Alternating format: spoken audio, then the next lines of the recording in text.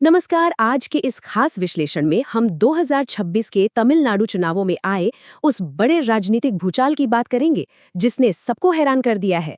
और ये भूचाल लाया है सुपरस्टार विजय की नई पार्टी तमिलागा वेत्री कड़गम यानी टीवीके ने। पर्दे का एक हीरो रियल लाइफ में इतना बड़ा इम्पैक्ट लाएगा, ये शायद ही किसी ने सोचा था। तो चलिए बिना टाइम वेस्ट किए इस पूरी कहानी को डीकोड करते हैं। ठीक है, तो सबसे पहले इस नंबर पर गौर करते हैं 108।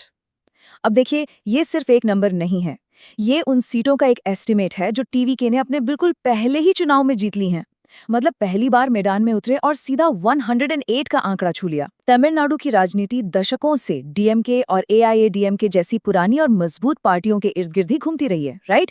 ऐसे में किसी एकदम नई पार्टी का आना और सीधा इतना बड़ा कब्जा जमाना, सच कहूं तो ये स्थापित पार्टियों के लिए एक बहुत बहुत बड़ा झटका है। जमीन पर बदलाव की लहर कितनी तेज थी, ये आंकड़ा चीख चीख कर बता रहा है।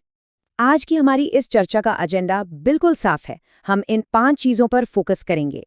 पहला, ये पॉलिटिकल शिफ्ट कैसे आया। दूसरा, टीवीके की विनिंग स्ट्रैटेजी क्या थी। तीसरा, उनके मुख्य वादे।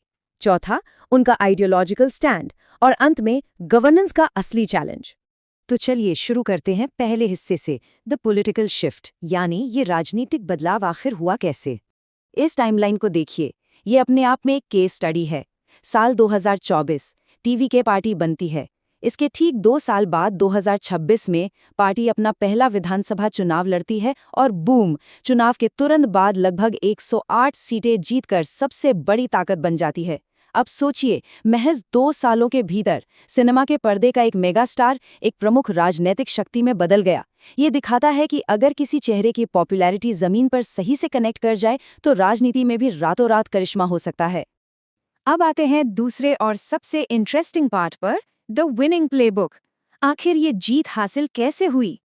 अब इस स्लाइड के बारे में जो सबसे दिलचस्प बात है वो ये है कि टीवीके ने जानबूझकर एक बिल्कुल अलग रास्ता चुना। एक तरफ पुरानी राजनीति है जो हमेशा डीएमके या बीजेपी जैसी बड़ी पार्टियों पर गठबंधन के लिए निर्भर रहती थी, और दूसरी तरफ है टीवीके की नई राजनीति।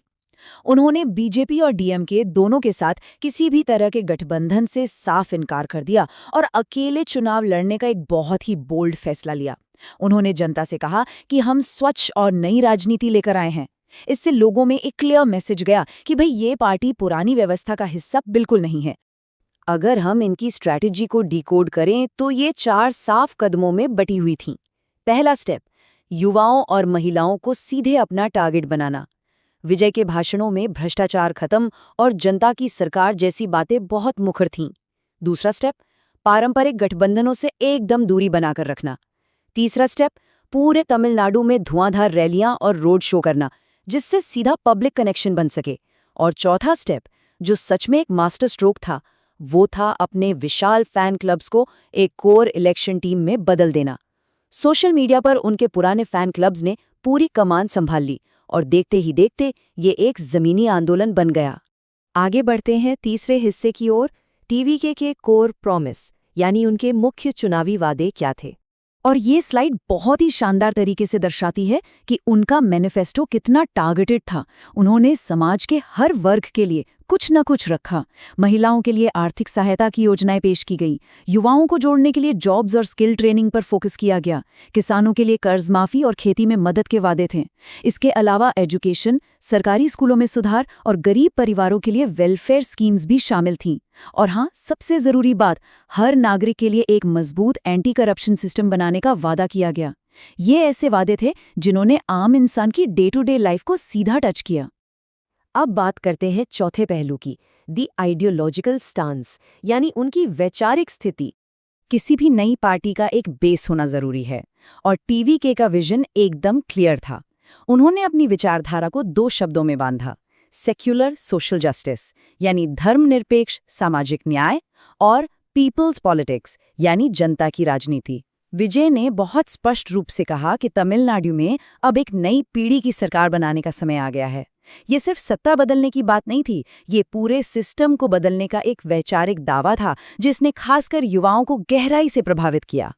और अब आते हैं अपने आखिरी लेकिन सबसे महत्वपूर्ण हिस्से पर, द गवर्नेंस चैलेंज। तो यहाँ सबसे अहम बात यह है कि इस ऐतिहासिक जीत के बावजूद जो संसदीय अंकगणित होता है ना, वो थोड़ा पेचीदा है। टीवी के चुनाव में सबसे बड़ी पार्टी तो बनकर उभरी, लेकिन पूर्ण बहुमत हासिल करने से कुछ सीटें पीछे रह गई। इसका सीधा सा मतलब ये है कि असल में सरकार बनाने के लिए उन्हें अन्य राजनीतिक दलों या फिर निर्दलीय विधायकों की सपोर्ट की जरूरत पड़ेगी ही।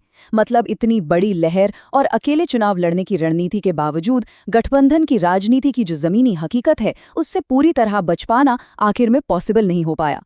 चलिए आगे बढ़ते हैं और देखते हैं कि एक्सपर्ट्स इस पूरी सिचुएशन को कैसे देखते हैं।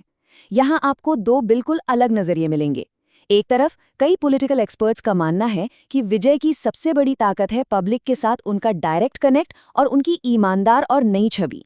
लेकिन दूसरी तरफ आलोचक भी हैं। वो आगाह करते हैं कि देखिए, रियल लाइफ में हीरो होना और रियल लाइफ में सरकार चलाना, ये दोनों बहुत अलग चीजें हैं।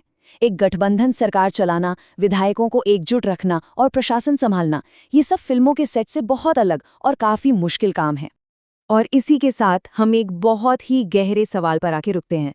क्या असल दुनिया की राजनीति इस सिनेमाई सफलता को दोहरा पाएगी? क्या एक साफ सुथरी छवि और सीधा जनसंपर्क सरकार बनाने और उसे सुचारू रूप से चलाने की उन भारी व्यवहारिक बाधाओं को पार कर पाएगा जिनका जिक्र हमने अभी किया? ये सच में एक ऐसा सवाल है जिस पर आप सबको विचार करना चाहिए। इसका जवाब तो आने वाले वक्त में तमिलनाडु की राजनीति ही देगी। इस विश्लेषण से जुड़ने के लिए आपका बहुत बहुत धन्यवाद। ऐसे ही गहराई से चीजों को समझते रहिए।